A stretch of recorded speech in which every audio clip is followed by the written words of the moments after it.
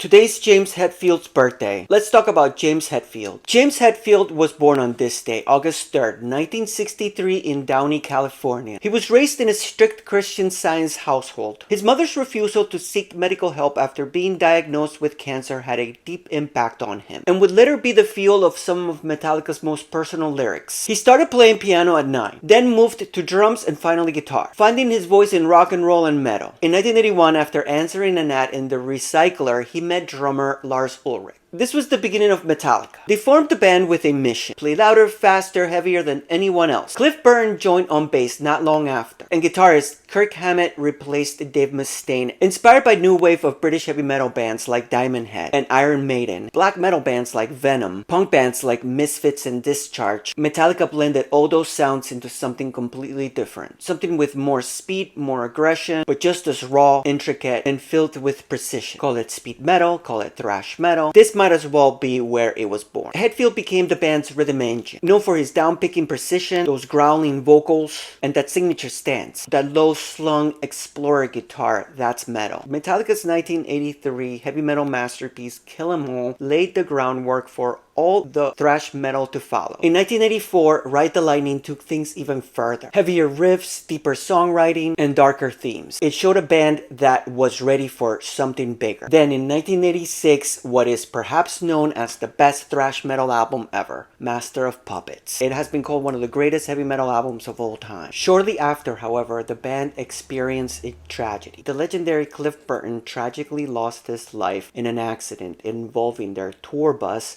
while touring in Sweden. The band was devastated and almost called it quits. They decided to carry on and brought in bassist Jason Newsted. The album And Justice for All followed in 1988. It was a commercial success and it showed the band exploring different styles of heavy metal. But it was the Black Album in 1991 that turned them into one of the biggest bands on the planet. Enter Sandman, The Unforgiven, Sad But True, Nothing Else Matters, all Hetfield classics. He battled alcohol addiction for years, finally entering rehab in 2001 during the making of Saint Anger. That moment and the fallout was captured on the documentary Some Kind of Monster. Since then, he stayed clean, become a devoted family man, and kept Metallica going strong through Death Magnetic, Hardwired, to Self-Destruct, and 72 Seasons. Through tragedy, pain, and triumph, Hetfield has remained one of rock and roll's most powerful and honest voices. A true heavy metal legend. Happy birthday, James Hetfield.